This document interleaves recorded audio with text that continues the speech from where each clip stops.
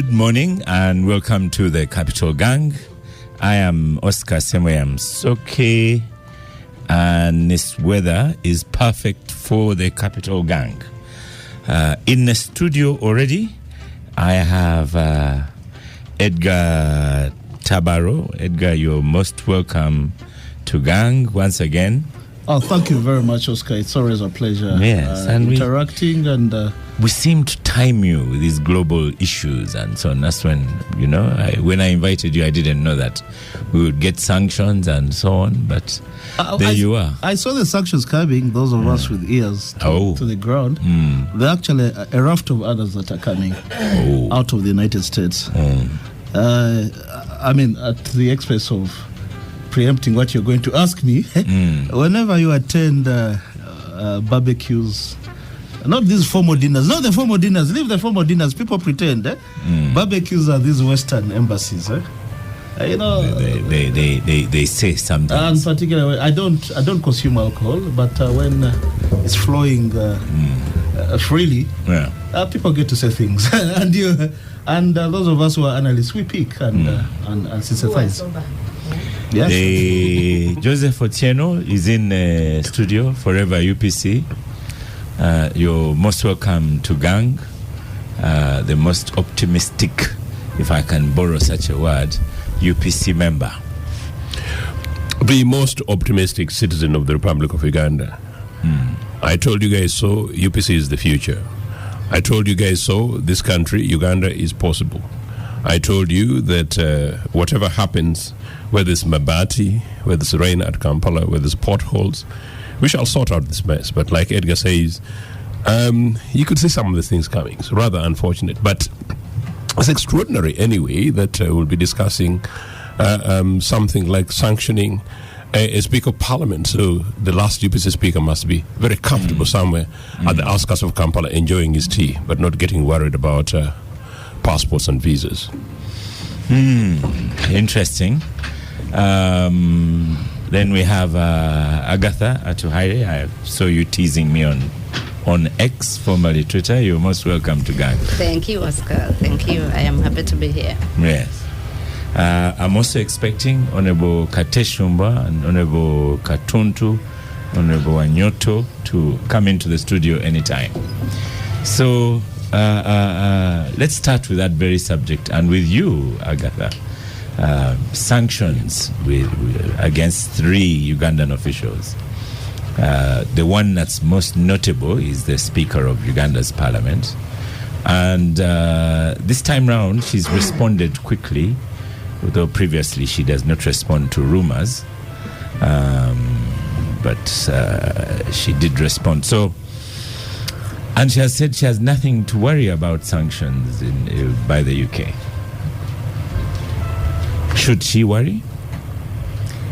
Well, I think everyone has a way they should feel about things. I don't know what you see when she's saying she doesn't worry. I see worry and panic, and I think that the first blunder was in the response from her PR, the spokesperson of Parliament. I don't think that was the way to go about government sanctions to another government. And I am waiting for a day I will share information about her properties in the UK and tag and quote a tweet where she said, I don't even have a pussycat there, because she knows she has property there. So, but generally about the sanctions, I think for me and other people that care about accountability in this country, it made my week. I hate that. You have no sympathy for her? No. Or the other 2 former ministers? You see, from your work on the parliamentary exhibition? From my work, not just that, but from my work on how she has handled Parliament since she took over. I think she's going to go down in history as the only person that has been sanctioned in her second year of leadership. Well, it's not yet 3 years. Yeah, I think it will be 3 years at the end of this month. So if you have a country that doesn't care about accountability for citizens' resources, you are going to be happy. And I hear them, imperialists, so what? But if I had a father... Katesh is here. Honorable Katesh Shumba was one of those on the floor of Parliament calling on imperialists. And my God. Yeah. He's one of her defenders. Yes. She has many, but yeah. So I was saying that if I had a father that abuses his children, or any one of us, you would be happy if a neighbor intervenes and so that they don't kill you. So me, I am very happy. It doesn't matter where the punishment or sanctions comes from. It doesn't even matter the rationale. I have heard people say, but it can't be because of Mabati. Me, I don't care. I know that I have put out stuff there that shows she's mismanaging resources of Parliament, and many others know it. If we have a government that does not think that's important, that does not even... She admitted the Anshits issues, she admitted herself taking them, returned them. That was enough for someone to be charged and prosecuted. She wasn't. She said that she had taken them to work on a public school. But they were not meant for a public school in her constituency.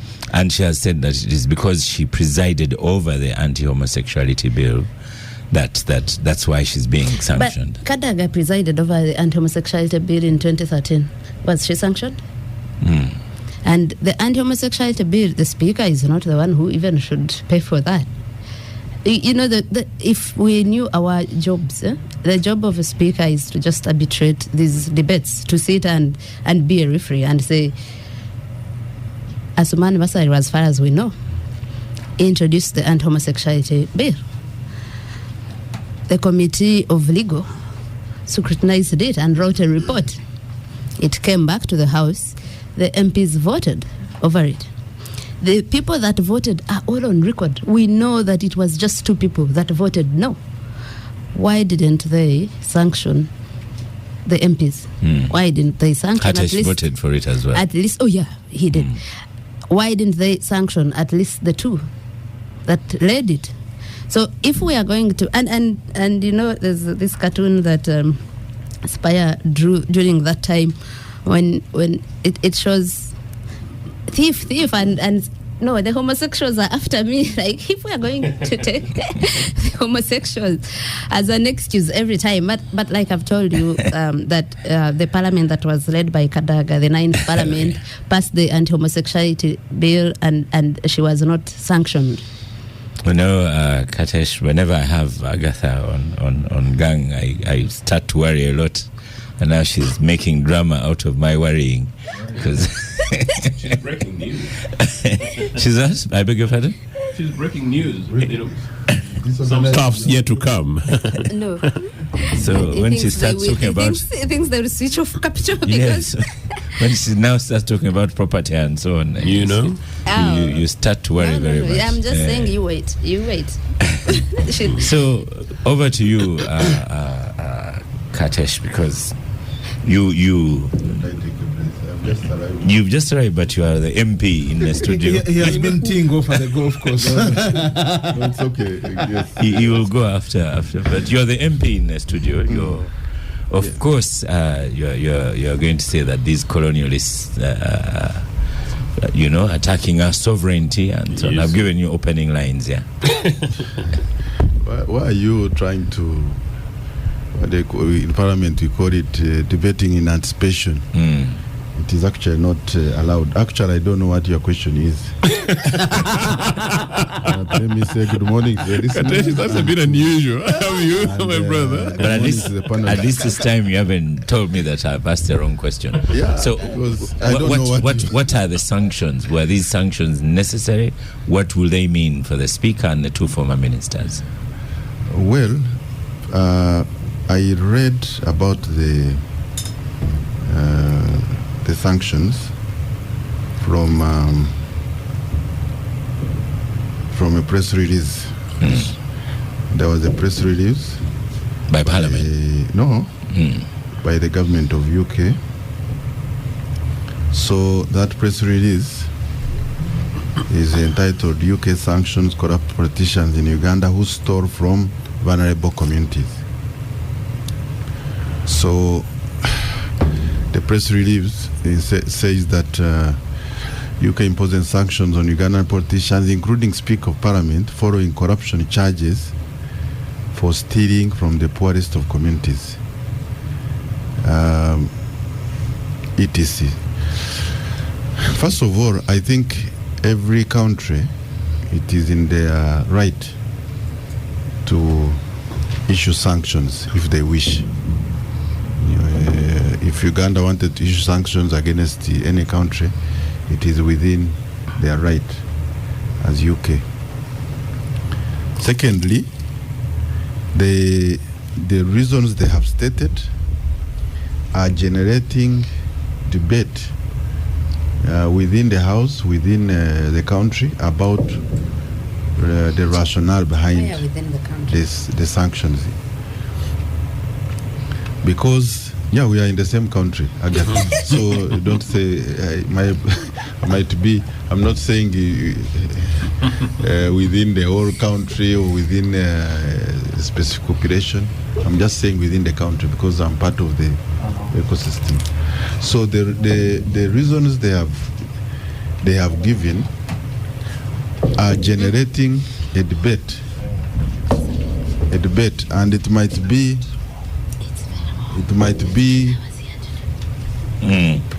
whether it is perception versus the real intent. So that's the debate that is going on, and everybody has a right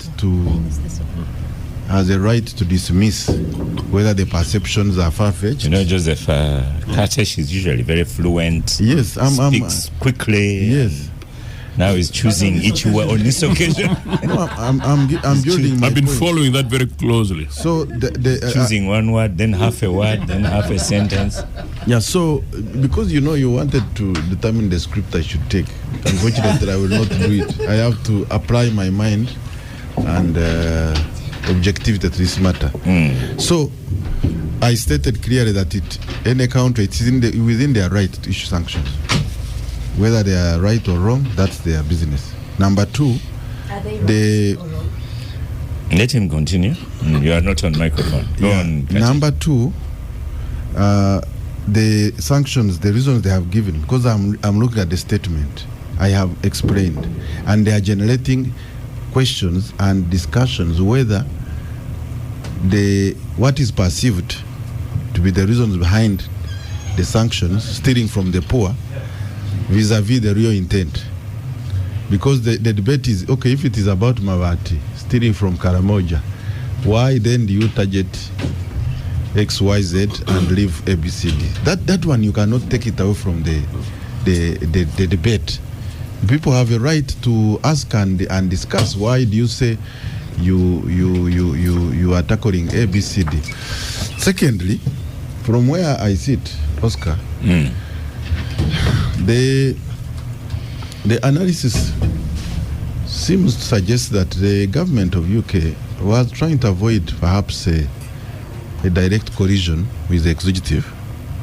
So they scatter around the issue, leave out some people who are charged, leave the other big people involved in Mawati, zero down on the two who are vulnerable, they are out of cabinet, then put your big target and try and isolate her in the corner so that she can be abandoned, and then you put whatever pressure you want to do. That seems to be the case, and therefore the diplomats may have a different analysis, but that being the case, then it becomes a matter of how does the government of Uganda respond. I do not believe that everybody should be jumping up and down to respond to this matter, but it is a matter that is a political and diplomatic issue. That the Minister of Foreign Affairs, first of all, needed to interact with the ambassador here, get the details, and be able to state the position through a diplomatic and a political process. That would perhaps mitigate the trap, which I think is the trap of saying let's isolate a particular target, and then have this Vigenderako to sugarcoat the issue, but the real reasons are behind. And for me, it would have been better if you actually come out full blast, give all the cries you have. Like, Agather here says, I don't mind for whatever reason they could have used it, but why don't you throw them out there? Why move around the issue? And that's a perception in the public, and we represent the public. So people are saying, no, we know this is the reason, but it's not written. And so my view that maybe Katesh, you keep away from the word public for now. Okay. Now, because a few weeks back, Parliament was not looking so good in the public. Yes, of course. And that's our listener, BMK Gift. Because of the disruptor, Agather. and our listener here, BMK Gift Senior, says at Semayamsoke, AAA didn't say that she doesn't respond to rumors, but she instead said that she doesn't respond to social media, the same channel through which the sanctions came. So, there was an official statement from very quickly from Mitchell. The overseas development minister. So for me, I think that maybe government, I think, has got. Should check his.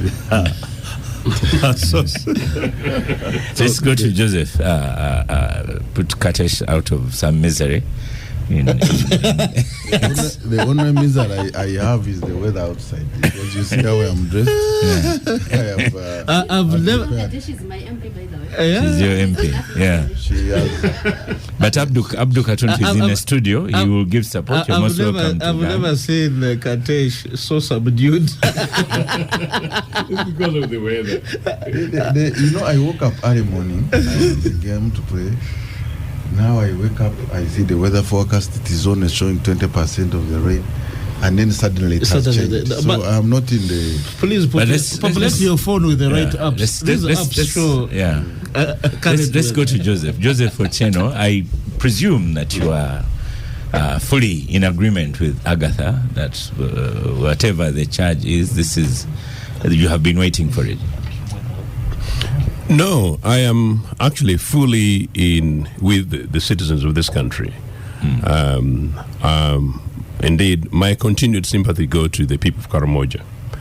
In fact, I once upon a time nearly shed tears at a media house when we're discussing the possibilities that the most privileged people in this country could be amongst the people who, in a very arrogant way, very publicly seek to deny the poorest, the most vulnerable in this country, the people from Karamoja, the very basics, in this case, iron sheets, some goats that never arrived, and let's not forget money.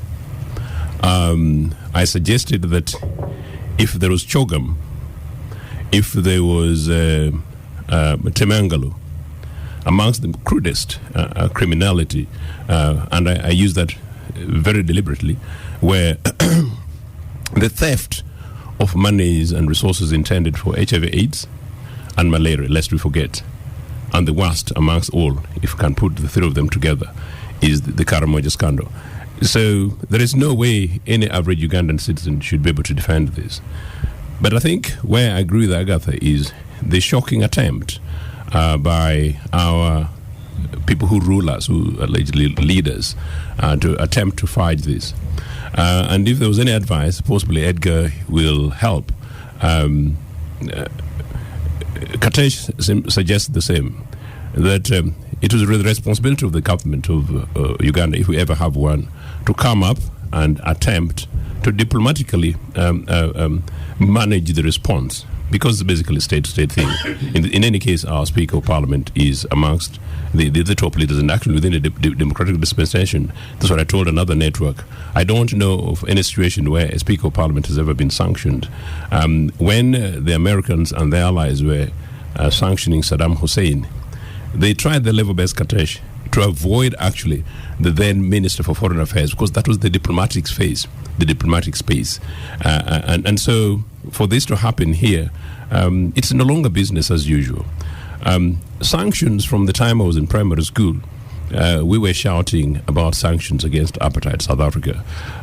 We went on to continue talking sanctions and the hypocrisy around it, which some of the people will come around to talk about. Is the reason you were ousted in 1971? Absolutely true. Against the UDI. Indeed, and it's not Universal Declaration of Independence. Indeed, that's not new. So it's a major weapon. ANC was sanctioned, so was Mandela, designated terrorist. Yeah. So, but from remember that. Indeed. So it's not necessarily anything new. But so for it to come here in this very mild way, my only disappointment is that we are talking Anita plus two vulnerable ministers, and we're not talking about what is happening in State House, and we're not talking about higher offices, including Minister for Finance, who plays miracle at this back garden, finds Mabati there. The other thing, though, is that while there was an attempt to respond by my very good friend Chris Obore on behalf of the NRA state, he's my colleagues and your colleague in fraternity. We are all brothers and sisters in this country.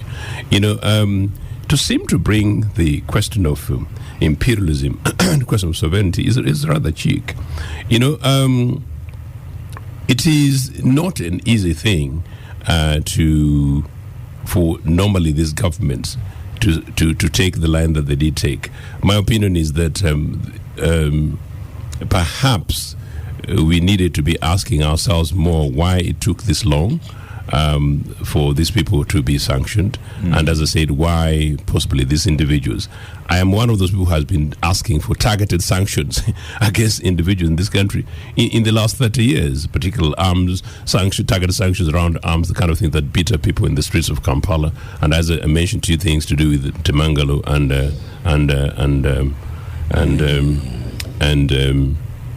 malaria and related situations. I think that Uganda should be talking less about sanctions about UK, but the fact that has happened expose the corruption that is taking place in this country, the impunity that is taking place in this country, the fact that the people who've been sanctioned, except the two, some of them already, many of them are already continuing to serve in government, and what is at stake is our public monies. This relates to the more recent desperate attempt to begin to review taxes and begin to target people in Chikubu, when the real guys are the people who have not been mentioned. So to that extent, I will agree with Katesh that the bigger issue is not yet being mentioned. But just a quick one, though. I think, unfortunately, in diplomacy, the way the UK state is working, possibly they are trying to put a hint of their displeasure while leaving the bigger, and the bigger. And how the bigger state, the national state, operates and responds should really be something that concerns us. Unfortunately, the way it happens, most of us ordinary citizens don't know that we are waiting for bigger, more complicated situations arising. Thank you, Joseph. Yeah. Sure. Edgar, do sanctions matter? Yes. The last time we knew of a sanctioned person, was it General Kaihura? And I don't think the sanctions per se affected him, did they? Sanctions are very insidious, my friend. And I'm not very comfortable discussing the name that you just mentioned. He's not up for discussion, but I just mentioned. Is it because he's from Sarah? No, we actually are distant relatives. He's a cousin, but we're talking about sanctions, not him. No, we had an exchange, and no, because he started with now it's your General turn. Kaihura. No, he started with General Kaihura, and The question is, do they matter? Do sanctions they do, matter? and I started by saying that sanctions are very insidious. We may chest thump and invoke all these sophistry, Pan-Africanism, imperialism, and sovereignty. At the end of the day, it's the bearer of the sanctions who faces the music. I'll give you an example of what happens. One, no bank that operates the SWIFT will be comfortable dealing with you anymore.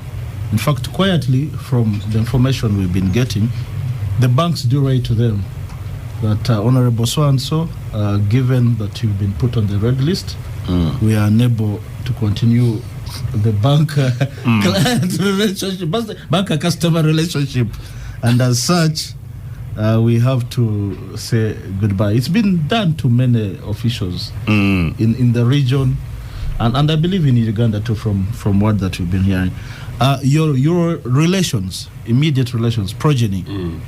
There's an official I know in the region whose child, progeny, had their admission rescinded at one of the universities, one of the Ivy College, one of the Ivy League universities, and they told the child that it was a pleasure having you here, but we can't continue this because of these sanctions. The child was already had already registered as for a higher degree.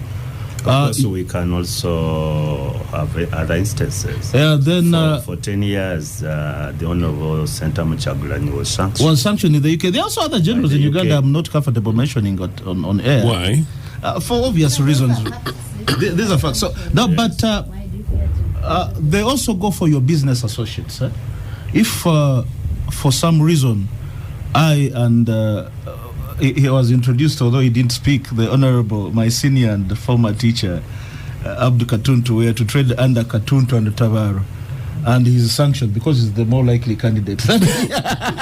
No, but Abda has already spoken. That's unfair. They would say, Mr. Tavaro, we say we are unable to deal with you in these sisters. We can't accept you. We can't permit you to do business in the territories in the country that has been sanctioned. So they are that insidious. And this chest thumping going around, I don't see any productivity in it, quite frankly. And drawing from what Honorable Katesim has submitted, I think there is a tragic failure of diplomacy. And I'll give background to it. In 1991, Major Innocent Bisangu and Ambassador Kapimpina Katenta Apuli were arrested in Orlando, Florida, buying illicit weapons. They were arrested together with Egyptian generals. Now, the Egyptian generals, they were all charged in court, but the charges against Bisangu and Katenta Apuli were dropped. The ones against the Egyptian generals continued. Now, because the others didn't matter anyway. Not that at the timing and strategically so. Strategically so, yes, and we know where those weapons were going. Yes. And the geopolitics of the time were that United States was for that formation. Correct. And diplomatically, they engaged. First of all, Katenta Apuli was our accredited envoy to Washington, D.C. But I also do know from my interactions with the powers that be that your good friend, as well as your good friend, your former colleague, now deceased, the Honorable Siriori Agri-Awori, was very critical in negotiating the dropping of those charges. Why? An Ivy Leaguer, and you know what Agri-Awori used to do behind the curtains. Yes. We all know those of us who are close to him know what he was doing. Leave my arrested and elder. unknown to the public, Agri-Awori was actually related through marital relation with the then Director General of the Spy Chief then, General Jim Muhwezi. These are things people don't know. And he was very critical in negotiating their release and what have you. Then he was acting on behalf of Uganda, not individuals. You see now, the individual, I'm talking about these individual relationships do matter. And I'd like to fast forward. You remember in 2005 when your principal was arrested on return from South Africa, and we were going to negotiate. My then principal. Your then principal, Uganda went to Malta. Was it Malta? Chogam, Malta, preparing to host Chogam 2007. Was it 2007? Lobbying at the time, they were lobbying at the time to host Chogam. And everybody in our space, majority of people in our space were pretty much agreed that Uganda was not going to host that conference. Why? I mean, the pictures were glaring and really ugly, creating a very bad impression about Uganda. There was that one individual, the Honorable Samuel Kahamba Kutesa, who created a personal relationship with what was it? Don McNaughton, the Secretary General of Don McNaughton, ex-Foreign Minister of Australia. Personal relationship, and it is those personal relationships that helped.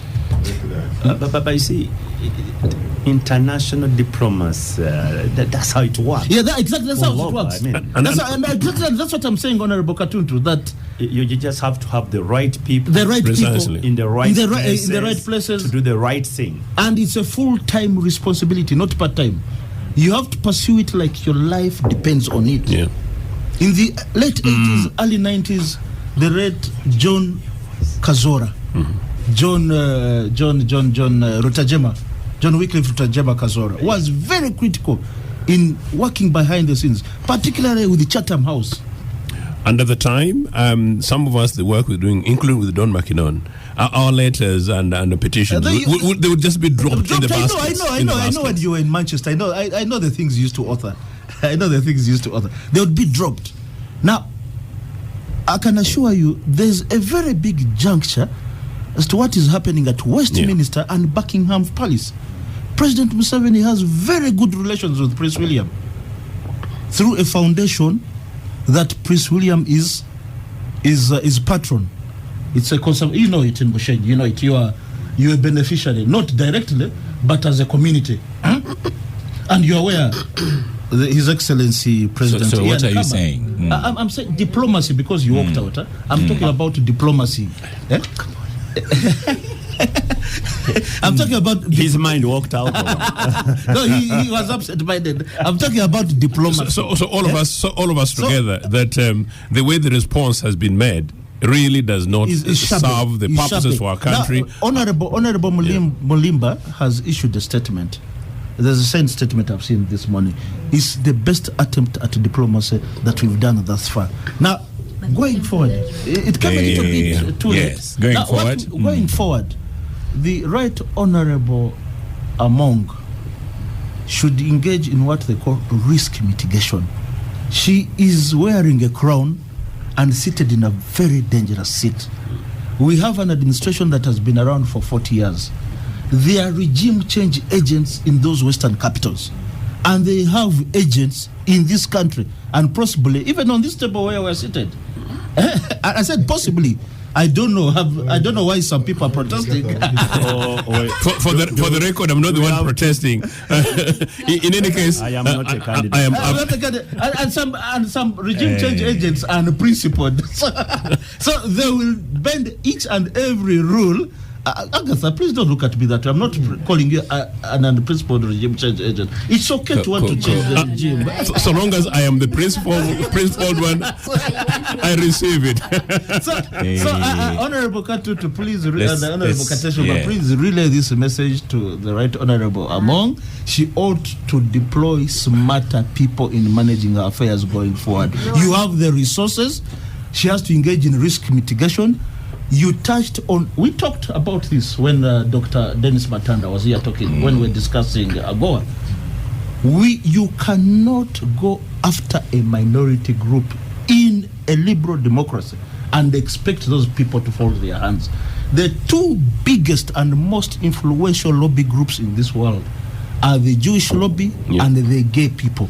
You touch them, please bear the consequences, like they say. So you have now agreed with the speaker. When you lay a bed, But Edgar, it's actually dangerous. We're not there for suggesting that this issue about homosexuality or any Jewish lobby. It's really about what these guys did in this country and what they contributed. But to be fair to the Right Honorable Among, she returned the Mabati.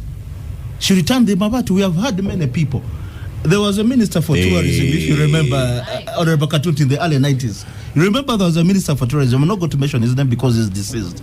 He borrowed a television set from Nile Conference Center, and he developed a bad quarrel with Frederick Goreme, whom he dismissed as the director of International Conference Center. And you remember the issue of the TV set came up. But because he was amiable, good with the public, and a good friend of the Honorable Katuntu,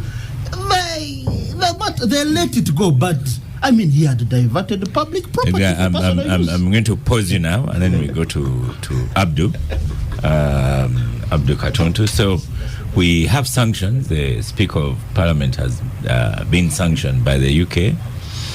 Does it matter to begin with from you? It does matter, but it's not surprising.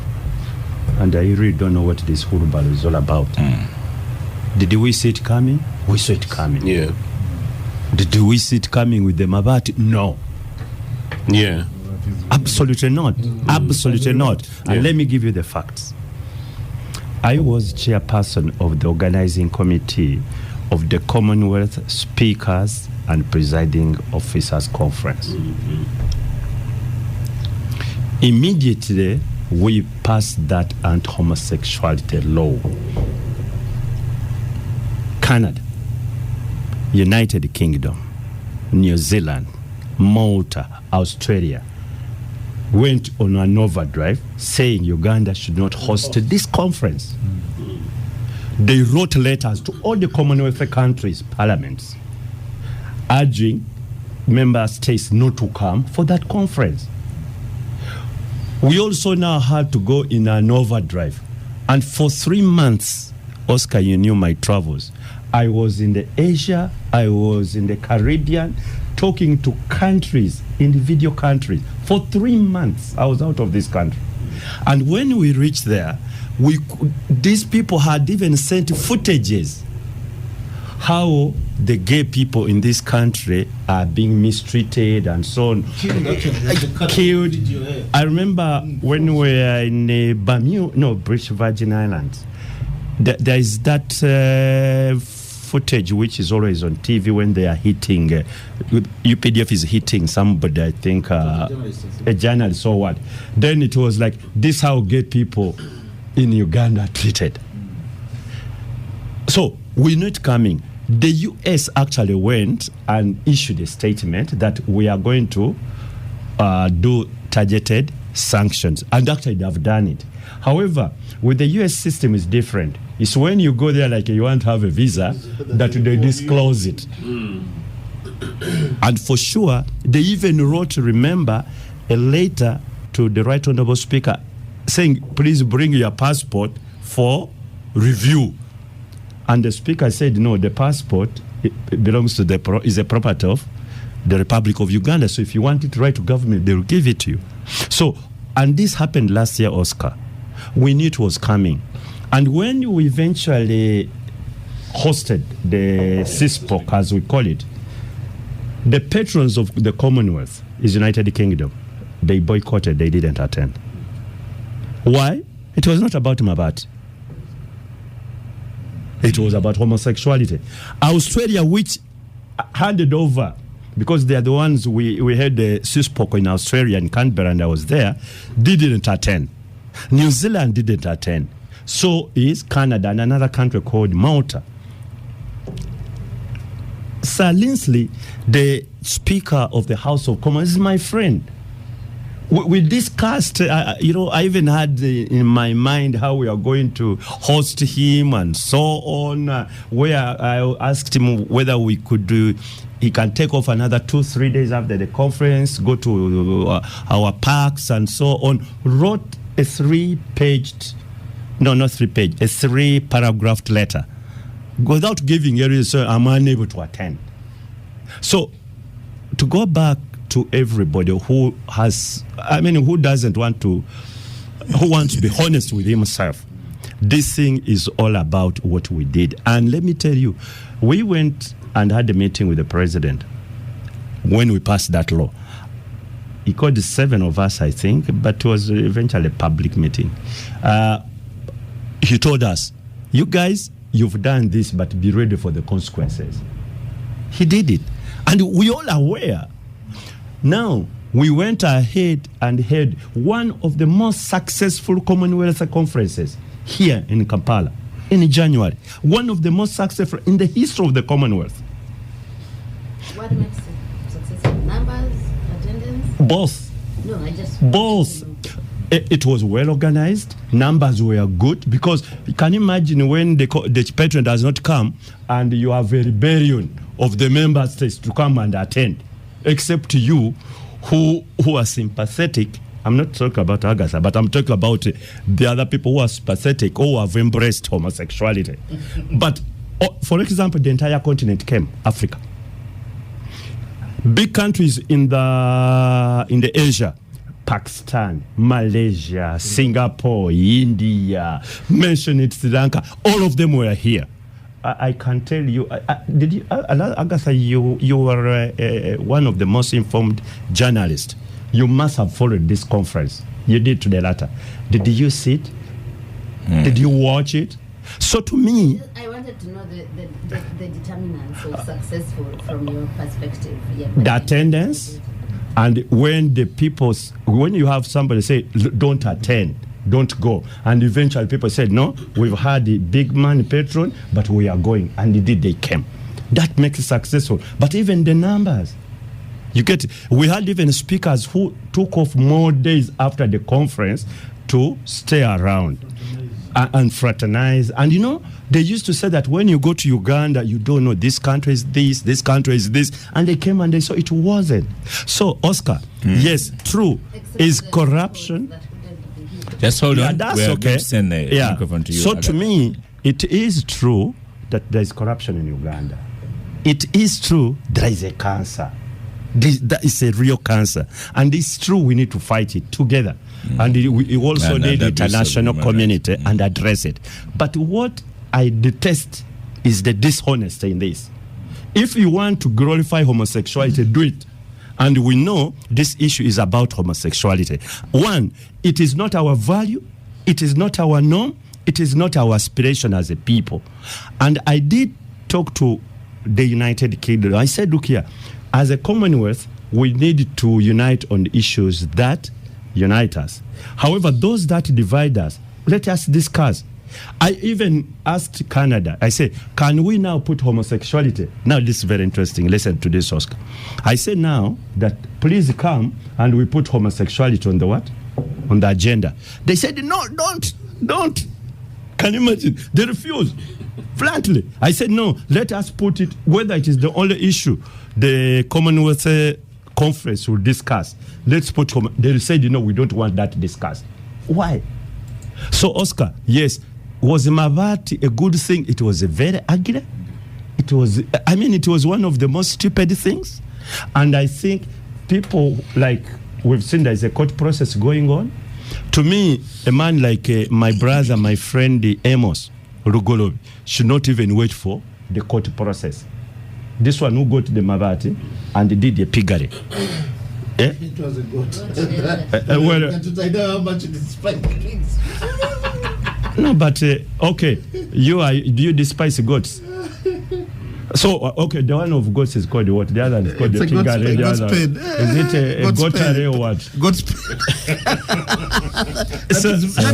So Oscar, so let me tell you, we have cases like that, and if we are honest, how do you get that sort of person and you don't sanction him, and then you say, well, let me go for others? He's the Minister for Planning, so I think the honourable Micho has to. It is true, Oscar.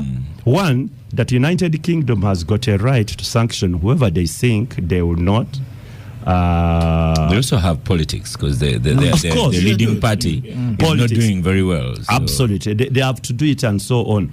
But it would be difficult for them to say we are sanctioning. The British are not like the cowboys. The British, they're a little bit of subtle. Even when they came here for colonialism, let me tell you, there are things they were doing and we liked them. Very, very much. Indirect rule. Yes. They would do that and we miss them.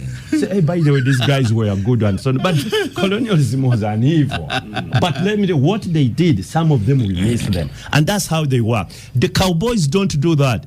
For example, when we passed that law, the following week, was it the following day? The following week, when they removed us from AGOA. AGOA, yeah. It wasn't long. It was immediately immediately tweeted. Blinken immediately and they were very definitive. Tweeted, and that's what happened. Okay. So, Oscar, one, did we see this coming? Yes. Are there many people who are on that list? Yes. I'll give you an example. The other day on Novo Opendi, you remember? Sir. They also wanted to travel, and that's when so she applied for visas. That's when they waived it. Yeah. That's when they waived it. I will give you an example. The Honorable Asumani Basalirwa has not applied to travel. Has not. He will not do that. And is he on the list? I would not advise the Honorable Asumani Basalirwa to even dare say that he's applying for visa. But as of now, do you think he's publicly is he there?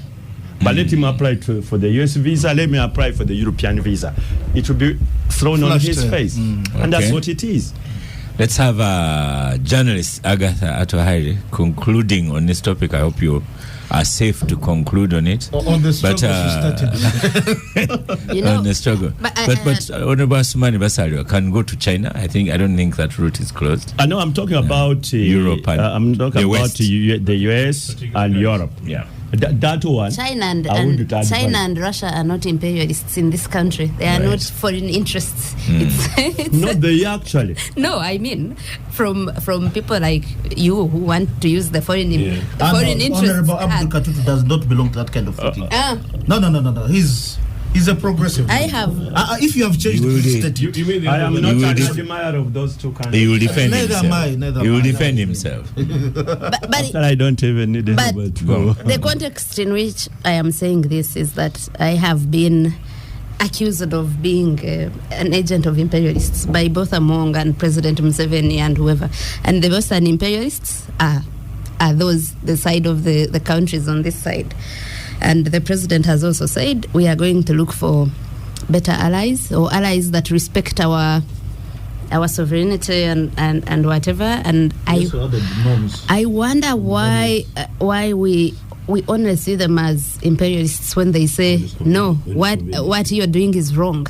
When we are seeking aid and getting loans from them, and with all the support they have given the NRM government from the time President Museveni was still in the bush, the NRA it was not Western imperialists. But I had a question for Honorable Katuntu, and I asked it before he came in.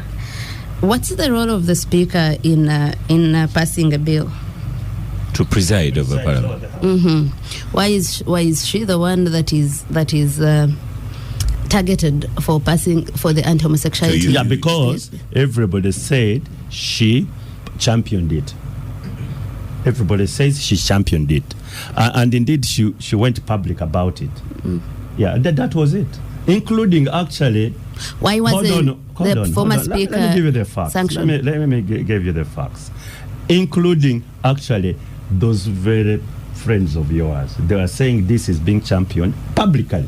So that's not an issue. Everybody knows it's public knowledge that she championed it. Oh, so it is public knowledge she championed it. Okay, now we are starting to get the truth. So when people were saying it that time, that she actually... Someone wrote on... I didn't say that she it's actually... public knowledge that the perception was that she championed it.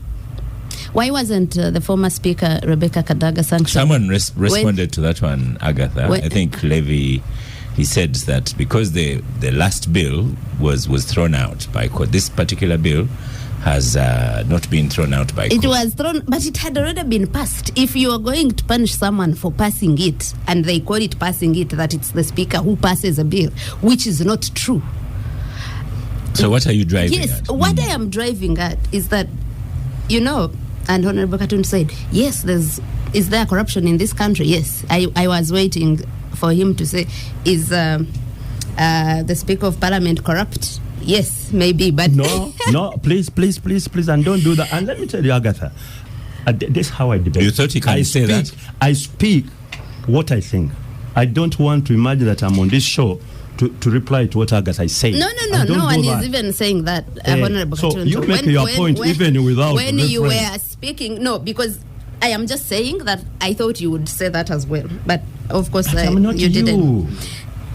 I'm not you, Agatha, and I can't be so you. There is corruption. Yes. Yeah? Mabati were stolen. Correct. And many people admitted to stealing them. I was surprised that Edgar Tabar was saying that the Speaker, at least to be fair to her, she returned them. You are a lawyer. When there's a charge about theft, I'm not a lawyer. I'm a senior lawyer. Oh, it doesn't. You see, you might compare me to you. No. And I think that's wrong. No. I'm Agatha, not talking I wanted as a you to lawyer. conclude. And you know, this. I wanted you to conclude on the topic. I let Honorable Katuntu speak for however But then you have long, been asking and him he's questions. being- He has to yet to respond. No, but he's a lawyer. It doesn't matter senior or junior. I'm just saying he's a lawyer, right? It doesn't matter. When you are on theft charges, do you say that I returned it and therefore is it one of the elements that returning it makes it you are no longer a thief? Okay, now let me show you how I am a senior lawyer to you. And my first job. Not to me. I am a journalist. No, you sort of read some law. But let me tell you one thing, Agatha. My first job was a state attorney in the Directorate of Public Prosecutions. There is what we call plea bargaining. If you've ever heard about it. I know it. Plea bargaining is when the accused person concedes the wrong he has done. And that also influences the decision to charge or not to charge. To charge or not to charge. And even sentencing. The sentencing. So these are basic principles of criminal law. Determines the sentence, how long Even you are to charge sentenced. or not to charge. Even to be a witness of the state or not. Agatha, the danger is that you delved into the law. And please don't do that. Yeah, but Please no. stick to the politics. What I am, I beg you kindly. what Agatha, I am stick to the saying, politics. so the plea bargaining is that I have come and said let me switch I off your made. microphone, Edgar. No, you see, Only have No. you are somewhere where is my comfort zone. Should stick to the familiar territory. and stick Look. to what you know. I am saying that someone returning what they stole does not take away the fact that they stole it.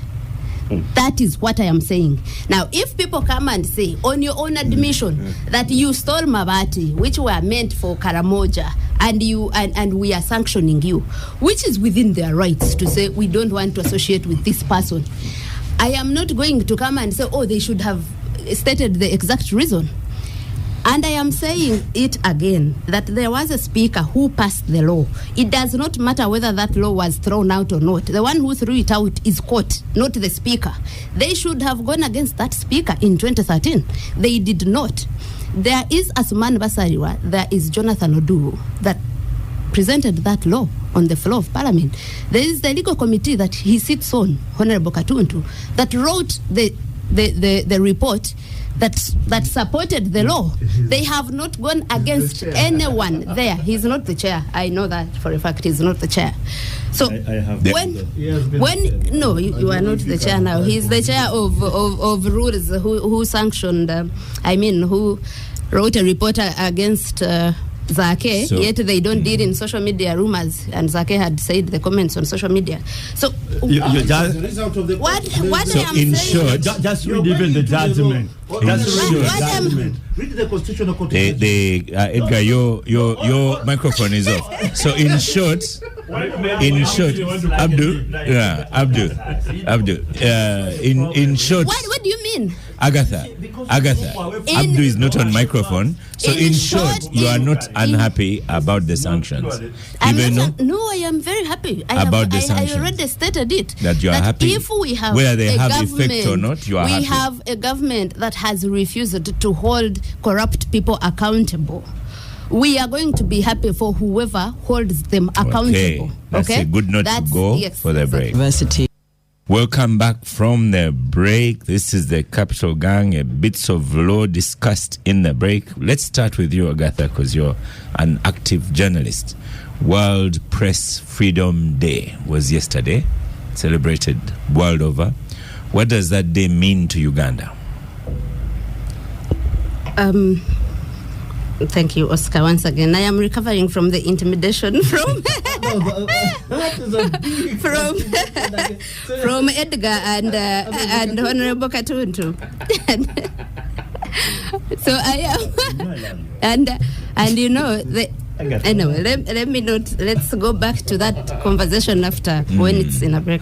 But World Press Freedom Day and what it means for Uganda, I think we all need a free press. You know, free press is a big determinant for democracy, if we care about democracy as a country. But for Uganda, unfortunately, that's not the case, because when you're looking at press freedom, there are a few determinants that we need to look at.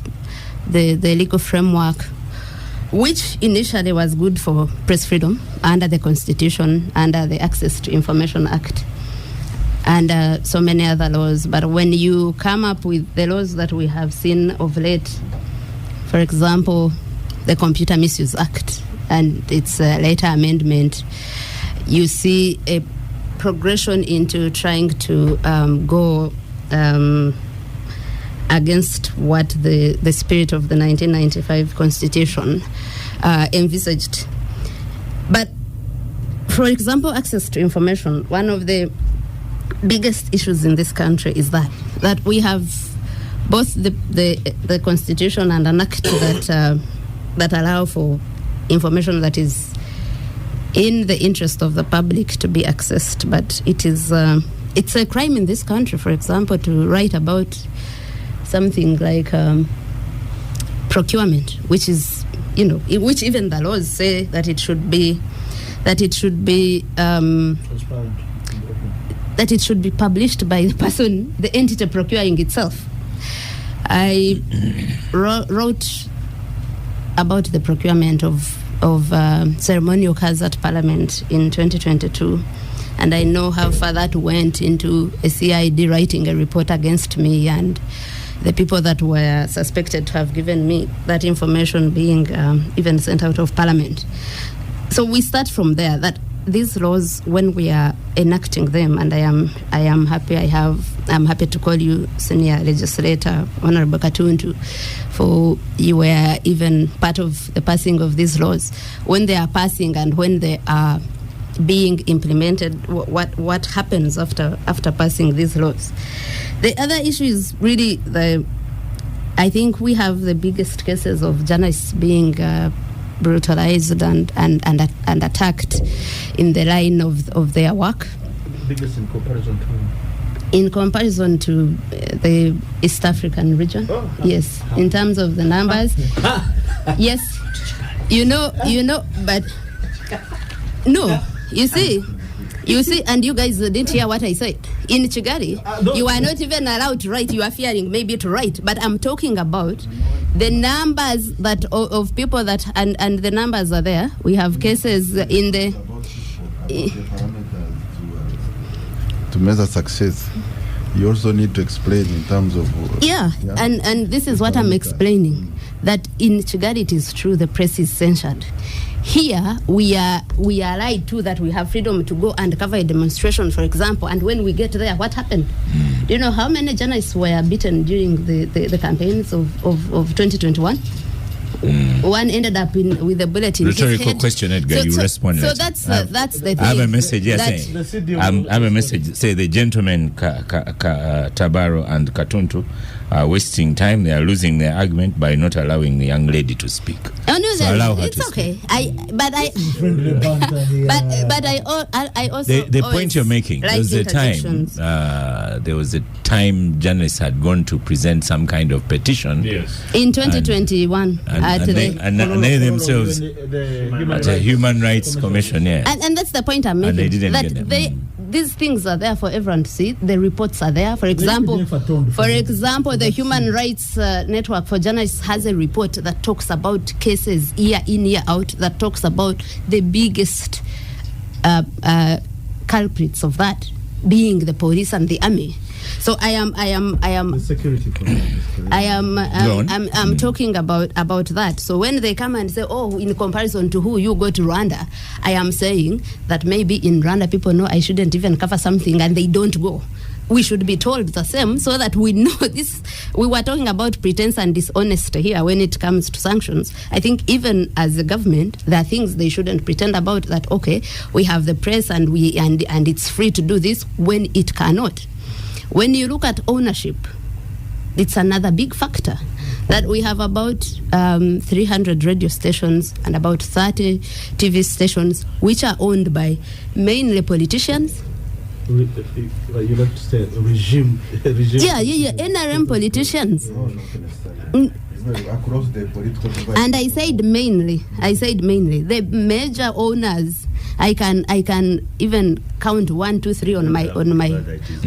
It's a fact, and he knows it. So when I say mainly, when I say mainly, I'm not saying all of them. I'm saying mainly it's NRM politicians. We have seen cases where people are going on radio and they are switched off or they are turned away. So you have. This happens regularly out of Kampala. It's only in Kampala where you can. Okay, Agather can speak, but even if you on the are, radio, we are on one. Now they have one deployed deputy RDCs. One panelist was sent. Agather may not be able to speak anywhere out of Kampala. I have somewhere to speak from. Me, I don't mind. So that ownership issue, it comes to NRM cadres, NRM business. NRM card holding business people or sympathizers.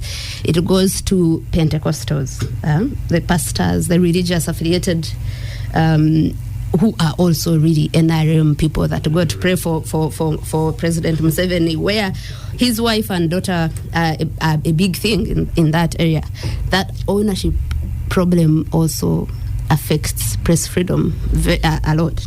When you look at remuneration, the economic welfare of journalists in this country is another big factor in press freedom. How they are paid, how much they are paid, and that's why every day we see today a Joseph Sabit goes and becomes a parliamentary spokesperson. Tomorrow a Shirand Huchere goes and works with national medical stores. And I have seen that problem. Many newsrooms suffer with it. When you look at countries, it's a big problem, very big problem. No, if journalism was a good opportunity, they wouldn't be looking for another. Look at other countries where you have journalists like Larry King, who leaves the studio when they are retiring, like in other jobs. So you need that experience. And it affects press freedom. You need that experience. You need that institutional memory. You need that knowledge that journalists and many newsrooms grapple with that. That we bring in journalists here, train them, and they do well, and they become experts on certain fields. But tomorrow, because they want to feed their families, they want to thrive, they will leave. Okay, maybe they don't thrive where they are, but to survive better, more comfortably, and they will live. And all these issues affect press freedom in this country. I think if I was to say on a scale of 1 to 10 about press freedom in this country, I would say 2 out of 10. And it's a worrying trend. It gets worse by the day. It's something that I keep wondering how we will think about it. Look at people when they write something and the consequences. You have censorship from the government itself, but you also have self-censorship that people are worrying, if I write this, what will happen to me? People are worrying, like Oscar worries a lot, if I bring Agather to say her mind, what will happen to Capital Gang, or I mean to Capital FM as a radio, if it's not going to be switched off. And I think if there's something that we need to keep as a country is to keep that. At least let people talk. At least let people express themselves. At least let the press give the public the information that they need. That's why we are the fourth estate. Okay, well spoken. Joseph? I just want to say that Agatha seems to have summarily executed it to the extent that I have very little to say, but I must say that I am a believer in 5 estates, actually. And Oscar, when you kindly invited me here, I was thinking through fifth columnist. No, we have too many fifth columnists here.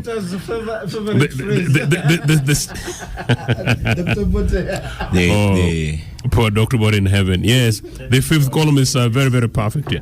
No, I was thinking, Oscar, that the fourth estate is the most undermined estate, just as Agatha has articulated. And I'm not quite sure whether the citizens of this country appreciate the import of the media, and that as the critical estate of the other 3 states, the executive, the judiciary and indeed the my good friends in Parliament. The other missing state is actually the fifth state, which should really be the first, meaning the citizenry. Part of the challenge this country faces is after the death of political parties. The last 20 years we've been struggling to reclaim our spaces and reclaim our voices. And when I personally came out of exile, I obviously was spoiled by not self-imposed. I know you like to. That's why at the beginning of this program people thought that, well, you should be sitting where Katesh is, because you're really sometimes a very emphatic mouthpiece of this so. So I was going through newsrooms and meeting many young journalists, some of whom may be listening. And part of my continued thing, Abdu, partly as UPC, is this instinctive thing about trying to build people, building communities, building institutions. And I was then very concerned about the quality of journalism. I met a number of editors, and partly because of my many experiences, liked going to talk and to quote, in quote, teach, including backroom staff. That I continue to do today. Agatha raises a very important point. One of the reasons is that you want a teacher who has 20 years experience, and then from there on they move on to become maybe departmental heads. By the time they become head teachers, you know they're around it. In journalism, generally, in part because of some of the things that Agatha says, it's not very easy to find solid Oscars of this world. In fact, Oscar, a friend of mine, suggested that this gang is Oscar's gang in Capital Gang, and I know somebody took exception. But why? Because Oscar, out of solidity, over a period of time, he's a respected voice and an authority in the street. Part of what actually Agatha is saying. There are not many people of that level. One of the things that Agatha says,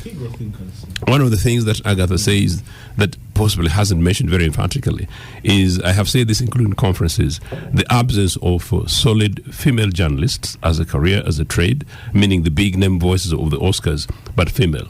This is a sort of really the representation of society.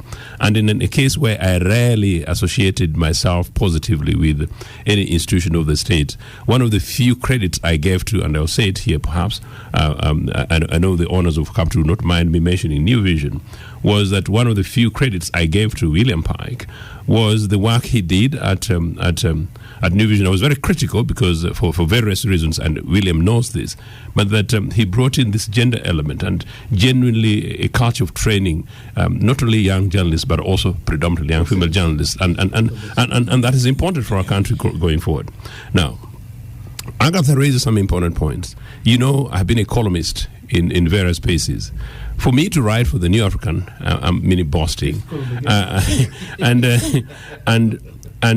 a publication in Uganda has issues with publishing my opinion as Ochieno, which I thought would be an opportunity to encourage and to grow a citizen of this country. Why? Because they fear editorial positions and they fear some guys at the top of state. I have had cases, Oscar, where I, as I understand it, some of my pieces have been held back or withdrawn for a reason that they're going to be a discomfort to particular individuals. We are talking press freedom. In any case, what normally should happen is that an opinion like of mine, my opinion, Edgar's opinion, Nid Abdu's opinion, particularly in print away from here, you should actually rebut by producing an alternative piece, and that is how nations grow. If Ochieno says something which is, or writes something which possibly either inaccurate or a view that you don't respond to, particularly this NRA guys, and I know NRA guys listen to this program, that is the cheeky thing that you guys should do. Respond in print. I know columns in this country where, as I understand it, editors beg NRA guys to write, beg NRA guys to give opinion, but they're not anywhere, partly because they haven't a clue, or partly because they attended the UPE writing skills, not the UPC writing skills, and so therefore they're not able to do so. Sinking opinion of the people. But it has also been said in many cases, particularly outside Kampala, where radio stations are not able to host people. Now, of course, the majority of the citizens live in the country, and very few people beyond Capital to have access to this. I think World Press Freedom season should be one in which I think as Ugandans we should be looking inward and backward. And indeed, shame on those guys who own this media houses and they hold back people who basically want to go and express their very basic opinion. The alternative, of course, people shouldn't forget, is going to Luwero. Thank you. Katesh, Yes. World Freedom Day. What does it mean to us in Uganda? First of all, I think Press Freedom Day. press freedom here, Agather says he would rate us at 2 out of 10. I think the country is rated highly on press freedom. Not only in the region, according to my opinion. Not only in the region, because if we talk of world press freedom, my mind goes to Gaza. How many journalists have died trying to cover that story? How many journalists have been imprisoned in that part of the world? Because just they are trying to cover the news. I have been seeing sanctions on Al Jazeera and many other media. So when we talk about global world press freedom and Ugandan, we are here complaining, saying, you score 20%. I think we are not being very, very honest with ourselves. The media is free in this country. Are there problems? Yes. Maybe not at 100%, but generally we are doing much better. But I want to say something, Oscar. Freedom comes with responsibility. We are all free to use the roads. I drive from here, take my children to school. It's free. But it comes with responsibility. I'm not going to sit there in the middle of the road and then start I park and I use the roadway. No, responsibility. There is responsibility. So media, many times when we are discussing freedom, we do not discuss the other side of the responsibility that comes with the freedom. If you want absolute responsibility, then you must behave with absolute responsibility. Because I say this, why? Because the present day journalism, sometimes you cannot draw the line between whether this is a journalist or he's an activist or he's an agent of the NGO world. I'm not. I'm not talking about you. You are just giving yourself as an example. I don't know. You cannot distinguish whether. So it comes to now us to believe. Okay, which interests are you presenting? Are you a practicing journalism or you are an activist? Because the present day journalism has changed for the better, but also for the worse. Why? If you look at print media, for example, I mean, there is no more. You cannot wait for breaking news by waiting for tomorrow's publication. It is all over. Uganda currently has about 2.6 million social media users. There are so many people who actually, I just feel sorry for journalists who studied journalism, because it's one of those courses where you needed to have scored very highly to get mass comm. Not so. Yeah. But now everybody, I don't want to use the word I wanted to use, but everybody is a journalist. In fact, when it comes to our country, you find someone is recording. You just get a jacket. This is like tourism. The cargo. Then he puts behind press. He gets a camera. He starts moving around. Some of them go during political campaigns. They will go to the playground and then they start recording stories, and it has diluted the quality of the professional journalists that we knew. The Onyango Boss, you would not miss the article. These days, I apart from I like Ofono Pondo's article because of many other reasons. But I ask myself. You ask yourself. I ask myself which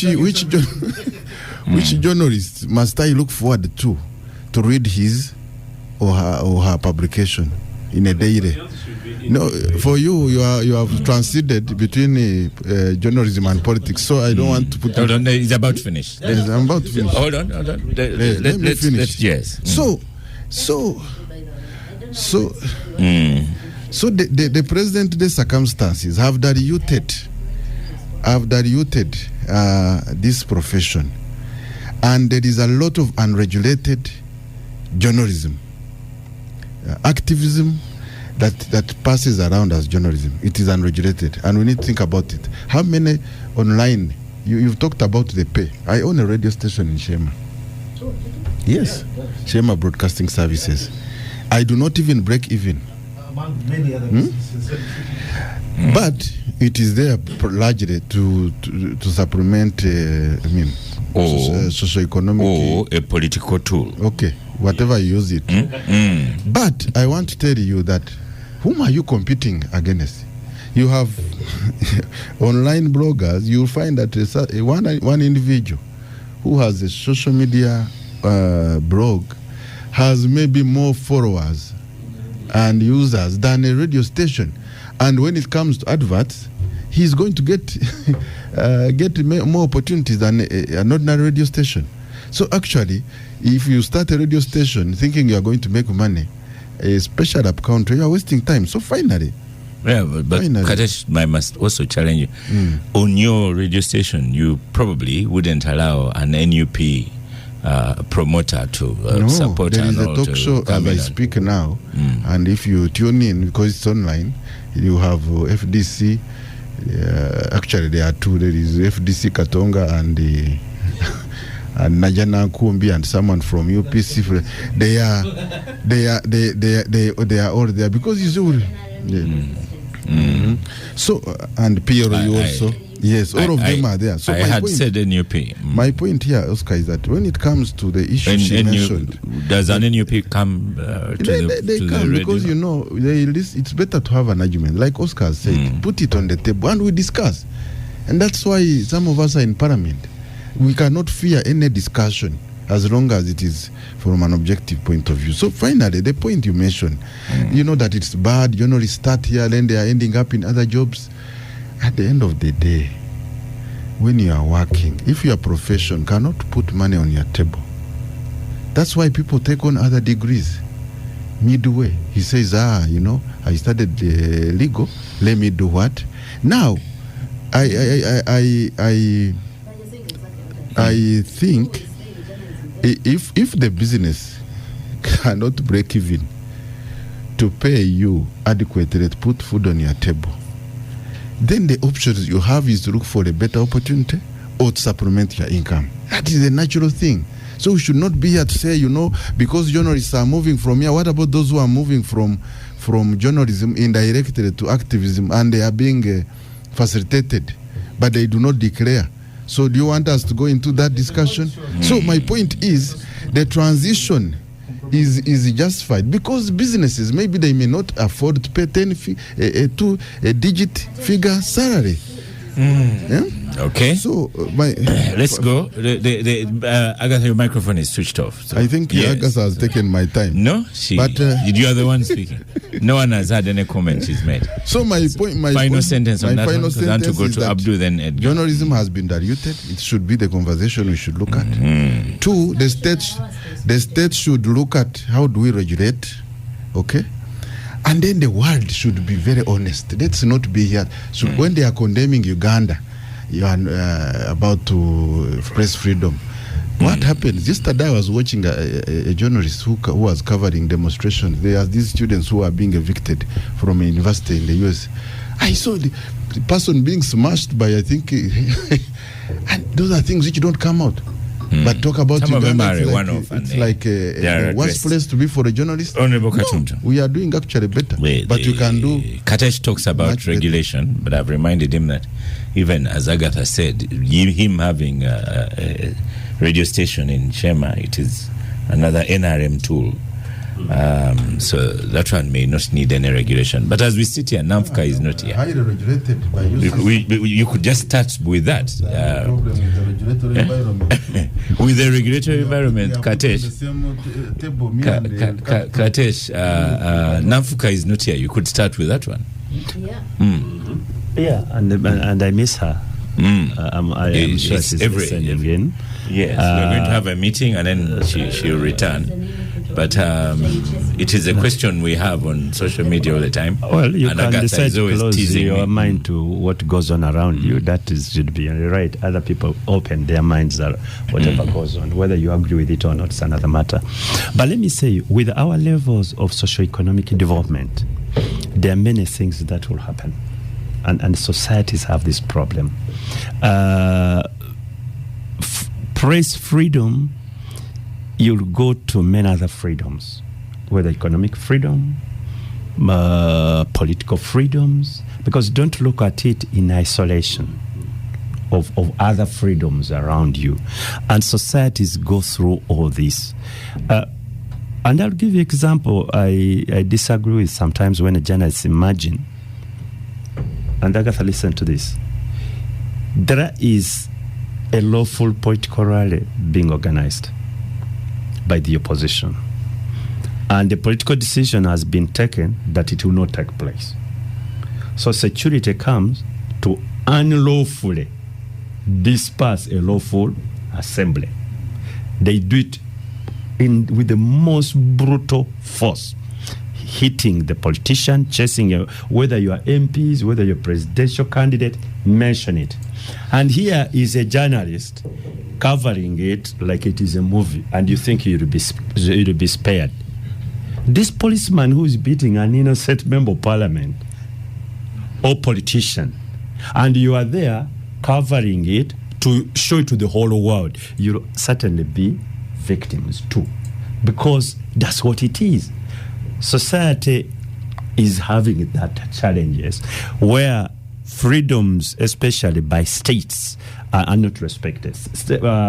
States don't respect people's freedoms. So it would be wrong to imagine that they will let you cover. Katesh talk of, I don't want to talk about Gaza because that is an extreme case. You know, the guy is just throwing what? Bombs and so on. They don't know who they are hitting and so on. But once you go there, you'll certainly be also a collateral damage. So what is the solution, in my view, is just to raise our levels of political development, our levels of politics, our socioeconomic levels, and some of the press freedoms, press day, whatever it is, things will change. I'll give you an example. In the US, the Democrats have the liberals have their own mouthpiece. CNN, for example. The conservatives, the Republicans, have their own mouthpiece, the Fox. And they are all there. When you open up, some of us who really a little bit informed, we're reading both. We're watching both Fox News and, you see them fighting and fighting and fighting. Have we reached those levels? No. Why? Because once you write something, Agatha, they'll just say this is an opposition activist. So they'll come to you not as a journalist, but as an what? An opposition activist. As hard as they'll fall on a Chagulan, they'll also fall hard on you, so because that's how you are categorized. Oscar, I don't agree when people don't. Just read the history of the entire world. Many leaders, many have been journalists before. And they have risen to the top. They practiced journalism and moved away in a society because they are so much interested in public affairs. And the journalists should, because what they always do, those who do it professionally. Of course, there's another group, a terrible group. But the journalists, professional journalists, are interested in public affairs. They are more informed, they are learned, and they are ethical. And for that reason, they move on to other public responsibilities. In fact, that's why I call them the critiques of the first three estates. Extremely important. And to be able to do so, they really must be up there. Absolutely. And you see, they're supposed to be the public eye because they're supposed to be everywhere. I'll give you an example. It is me, Agather, who authored the Access to Information Act. Me. Yeah, private member. Yeah. Why was I doing it? Because since the enactment or the promulgation of the Constitution, Article 41 had never been operationalized. And I said, okay, because that particular constitutional provision, Oscar, allows the public to have access to information within the custody of the state. It's a constitutional right.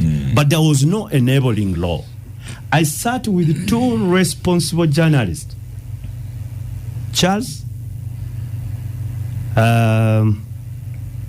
Mangusha, actually three. Oh, I don't know, maybe I shouldn't go into that. And then we came up with a framework.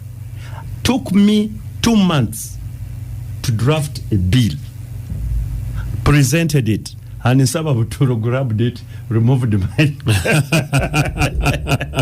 and put, I said, look here, that in the academia world, they call that what? Plagiarism. Plagiarism. Why plagiarism? Yeah, no, actually. That's no UPC. I'm not so sure whether I am. Conclude and we go to I'm still. So, what we do, and this one, Agatha is right. You see, if the state has information and you don't give it out to the public, you tell me how will, for example, the fourth estate, if they are not informed, how would they help the public say this is what is going on? And Agatha, let me tell you, the journalists also needs to raise their act. They do, because there are things you don't differentiate whether it is rumor mongering or actually information which should be given to the public for purposes of helping the state to run. And that's what Katesh was talking about, that freedom goes with what? Responsibility. The day you kill the press, you've killed our last line of defense as a democracy or as a country, if you kill the press. However, sometimes the press helps the killers of the press, because you give them an excuse to come. And that, for the real professional journalist, should really be conscious of that, to make sure that you practice journalism professionally. And I can tell you, you'll have everybody on your side, because it is in the interest of any country. Edgar Tabaro. They Oscar, will you let me respond? Yes. Yes, certainly. Edgar, when we start to... Agatha did it well. She differentiated. Whatever she does well. Yes.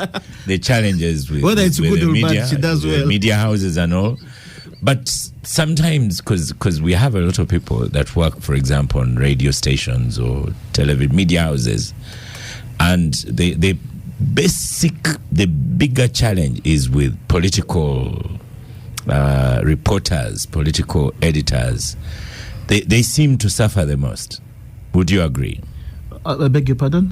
You said what? In reference with this World Press Freedom Day, it is mostly in reference to politics, political editors, political reporters, and Abdu even inserted, and Katesh inserted, and activists. And investigative journalists. And a little bit investigative journalists, but investigative journalists seem to be accepted all the time. Let me give a background. Let me give a background to this. I think, as one, when it comes to fundamental human rights, those of you who have interacted with this time, certainly Mr. Cheno, you know there I'm uncompromising. They are not negotiable. And they cut across. Whoever you are, I see many people engaged in sophistry and what have you, but believe me, we are all potential candidates for being on the receiving side of these things. So when it comes to fundamental human rights, our political lenses, our whatever creeds, we should set aside. It goes with your training as an advocate. No, just anyway. My bringing to my dad is a retired judge. But just go back to when it came to enforcement of fundamental human rights. Go back to the differentiation, the line I want you to take, because a lot has been said across the table. Political leaders. Yes. I want to give you a background to this. In a few minutes you have. In a few minutes I have. In the late 80s and 1990s, when we were emerging from what we have been told was a period of repression and all other ugly words that they like to deploy, all other adjectives that they like to deploy. I remember there was an attempt to promote press freedom. There was an attempt, if you do remember President Museveni, from whenever he was hosting a head of state, he would call for a press conference at Entebbe Airport. Whenever he would be returning from travel, he would call a press conference. He even had regular interactions with with editors of the media houses. Over the years, I think he got too busy. He got too busy with matters of the state and certainly the region. Fast forward, we enter a period of pluralism, multi-party democracy. Unfortunately, our state actors never changed their mindset. They still operate. I don't want to use very strong words, but they still operate like we're in a one-party state, or when they had styled it a no-party state. And any differing opinion, any difference in opinion, you are called all sorts of names: reactionaries, chipingamizi, agent of imperialism. And lately, I think one of the favorite terms that I used that I used earlier, and unfortunately, Agather thought I was referring to her. I said unprincipled regime change agents, but I don't know why she thought I was referring to her. I was really referring generally, and persons who take exception to what is deemed to be the excesses or what they don't accept by state actors, state players, you're seen as an enemy of the state. And that characterization is what has driven us in the space that we are. 10 years ago, I was one of the consultants on scoring, on designing the tool for press, indexing the press freedom in Uganda. And we came with a very extensive, very detailed tool that, it was a little bit academic because, at that time I was still in full-time. I had a tenured teaching position at Uganda Christian University. And one of the areas I was teaching was at Makerere. I was a visiting lecturer at Makerere School of Journalism for media law. And, with my background with the Jukos of this world, Professor Waya, Oloko Nyango, and I schooled in South Africa where there's relative press, freedom. So I had all these fanciful ideas. And the way we designed it, we even went into aspects of ownership and cross-ownership, even directorships in the media. And this media house was one of our case studies. You had the managing director of a media house who owns a radio station, and a radio station for English and Luganda, as well as owned an advertising agency, one that basically determines the spend for advertising. It was really, really deep. And I also, I authored, I was part of the authors, I was the legal leader list, with now Senior Counsel Jimara. I'm going to interrupt you, because I'm looking... I can't get where you're going with this regarding world press freedom. No, I'm coming to it. I'm coming to it. You see, I'm a teacher, and so but you this are. is a short program. It's a short. Yes. Okay, fine. But you come. Yeah. We're not in the lecture hall. But you see, you have to understand the basis for this. No, we've already understood. Scoring, They are not patient. they are not patient. We have already understood. I'm a patient person. What I'm trying to say is that when it comes to scoring press freedom, the parameters that we used are borrowed from a template that may not necessarily work here. She's brought out the aspects of remuneration for media, for journalists, and you talked about professionalism and in training at Makerere University. If you limit journalists to possession of a degree, you'll have locked out so many people. And he has told you breaking even is not simple for him. He's running his media house at a loss, basically to promote his politics. I mean, that's the impression I get. And that's where the problem is.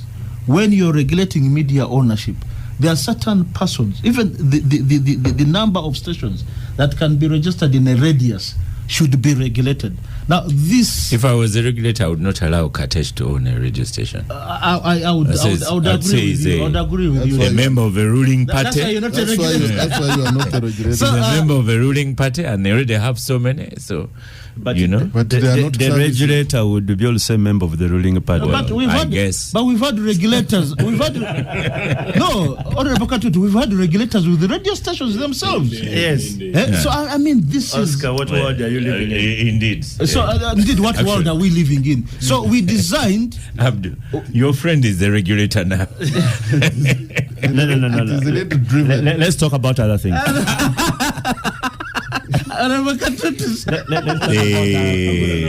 Pass the microphone to Agatha. And then let me conclude it this way. In a sentence. In a sentence that, we boxed ourselves in a corner. We permitted the ruling elite to control that space. And this is what we are. Finally, you found a meeting point with Agatha. Right. Go on. Yeah. Tell us where we stand. Where we stand. Agatha? Uganda is a lot better than many of its neighbors. Oscar, Yeah. I'd like to respond to a few things that actually, mainly Katesh very brought briefly. out. Yes. I think we can have a discussion another day on the quality of journalism. It's really bad to sound like you're justifying how journalism are beaten because of their quality. You know, it has nothing to do with quality if I go to cover anything and I am beaten. And it ties in with what Honorable Abdu also said. He's talking about a country where other freedoms are also, violated anyway, a lawful rally. That the police comes to unlawfully disperse and beats journalists in the process. But we have seen where they are actually targeted. Not just that they are beaten because the police was beating out demonstrators or people at a rally. I can give you two examples. In Kalangala, after the arrest of Bob Wine, they got two journalists, the security agent as officials, got two journalists, Carlton Scovia Kasserie, and Derek Wandera, I think. They knew they were journalists and they held them captive for hours. So, Go on. For hours until calls were made from Kampala, and because we were saying, release them. These they knew were journalists. They were picked up not because they were picking up other people, questioning them, why are you always covering this rally? We know people, yes. We know people that were, nation media journalists during those campaigns. There's one called Ali Mivule that was beaten. They knew he's a journalist seated there. They just single him out as a journalist and beat him up, and also asking, why are you always covering a rally? So I have a job to inform Ugandans about what's happening, whether good or bad, whether lawful or unlawful. If we are going to beat journalists because they are doing their job, because we are categorizing them as... because that's what happens in this country, by the way. You are categorized for just doing your job. You are an activist, an agent of imperialists, and... Nation media journalists have a hard time, that's correct. All of us, but mainly those. And they are really, really targeted. It's not an accident. It's not an accident. It's someone coming and beating you when you are just holding a camera and they are seeing you are not even near a politician they want to pick up. The other issue about activism and agents of NGOs, I want to let me now claim seniority and educate Honorable Katesh. NGOs mean not for profit. There are so many There are so many journalism-related entities that are not for profit. And that's the way people have gone to find a way of doing more independent journalism. Because we are saying, I am not going to look for advertisers to advertise and take away my independence so that tomorrow I will not write about Parliament because Parliament advertises with me, or I will not talk about MTN because MTN gives me adverts.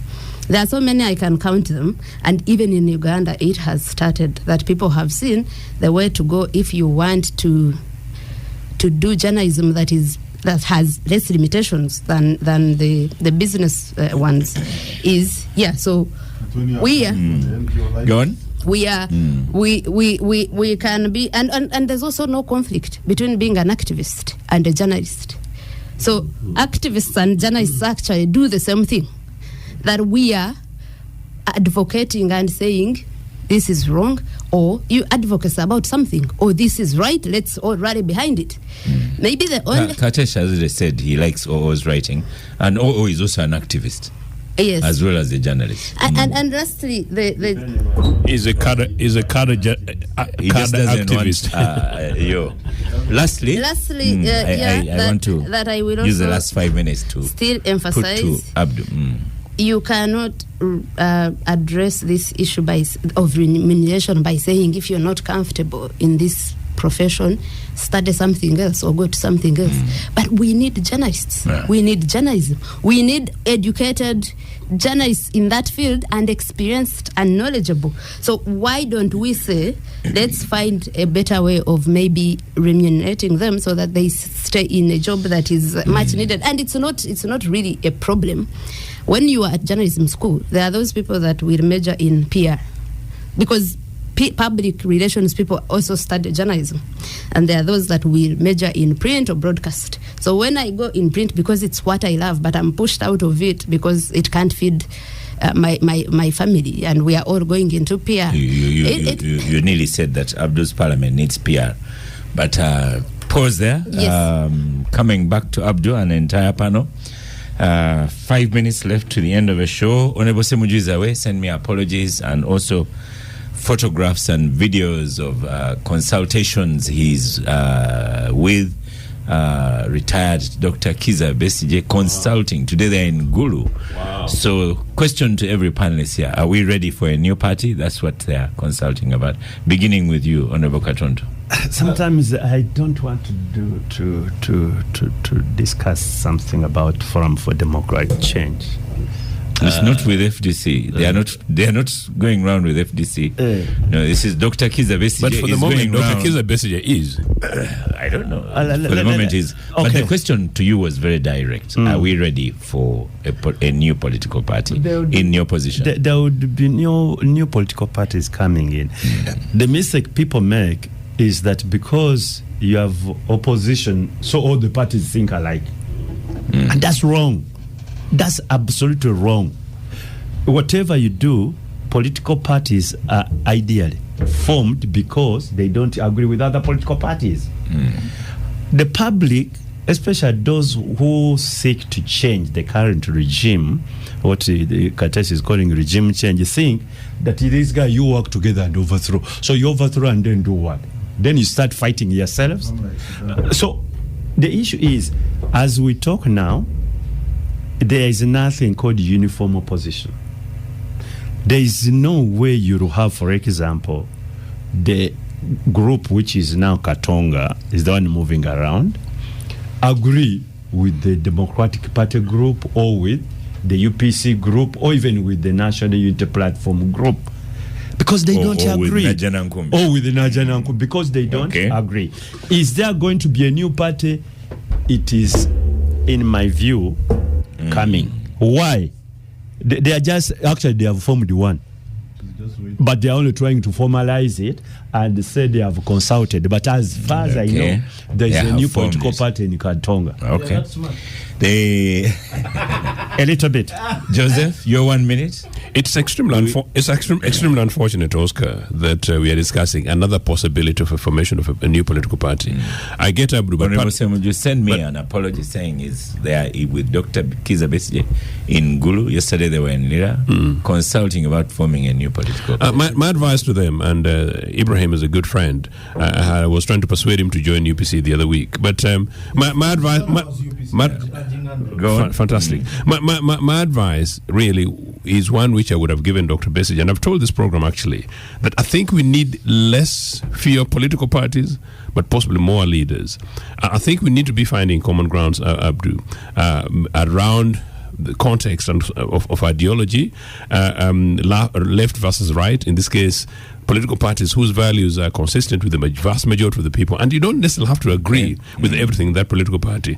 So this is good, and UPC is excellent. Absolutely, and had Dr. Besigye maybe, after disagreeing with the NRM, decided to return either to UPC or perhaps to DP, where possibly his wife would have leaned him towards.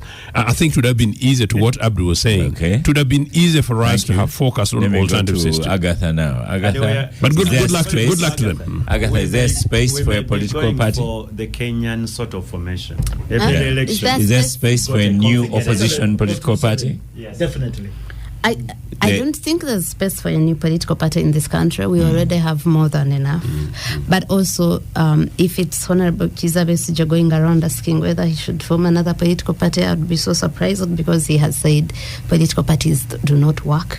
And he has said that in this country where you cannot even be allowed to do anything, a political party doesn't work. I would be surprised if he thinks forming another one after FDC is a solution. Okay. Yes. Edgar Tabaro, do we have space for a new opposition political party? I think, people are permitted the latitude to associate with those they wish to associate to. Tomorrow I might form a political party with the Honorable Katuntu. So there is space. For space. But I think, given the open reasons that Honorable Dr. Kiza Besigye states, he's pushing for regime change at whatever cost and by all means. The same position as the Honorable Chagulanyi. Okay. In the Constitution, by all means permitted by the Constitution. Exactly. He's smart to that extent. Thank you, Edgar. And then we have Honorable Chagulanyi. For him, he says openly his stated position. So I think they are going to form a special purpose vehicle to further that political objective. Honorable Katesh, is there space for a new political party? You're the official NRM, because we have already said Tabaro is the unofficial. But for you, the official NRM, having last word on the capital gang. The space is always there. And I don't think that we are going to see only one. There will be several. Why? Because the post-independence parties have let down themselves and the people, because they have not been able to keep the groove. The new players who come with personal agendas sometimes, and then move away from the cause, and as a result you have sprinter groups coming. I do not think we are going to see even the one they will form. At some point it will break. It will die quickly. It will break. So the most thing, I think, what is likely to happen is what Honorable Katuntu mentioned. We are going back to the politics of coalition, like our neighbors here. And we try to come together. Otherwise, even ours, you already see we are PROU. It has the membership is multiple. It's not a party yet, but something might come up. Thank you. But these old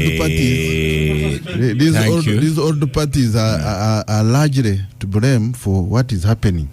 Because I allowed you to have final word. I think Joseph, we said Katesh will have final word today, so you'll have to stomach his final word. So the Uganda Matters University is seeking applicants for undergraduate and postgraduate programs for the academic year 2024-2025. Applicants, you should have a degree in a relevant area from a recognized university and a minimum of 2 principal passes. So visit their campuses in Nkozi, Lubaga, Fort Portal, Masaka, Mbale, and Kampala, or call 772-513-715. Their motto, Uganda Matters University, where knowledge meets opportunity. Thank you, Honorable Katuntu, for appearance on Negang. Thank you, Honorable Katesh, for appearance on Negang. Thank you, Edgar Tabaro. Thank you, Agatha. I tried the social media war. You are ahead of Katuntu and Tabaro. When you revisit it, your people are there posting. Joseph Otieno, ever optimist UPC. Thank you so much for Capital Gang. I am Oscar Semoya Msoke, and I shall see you next week.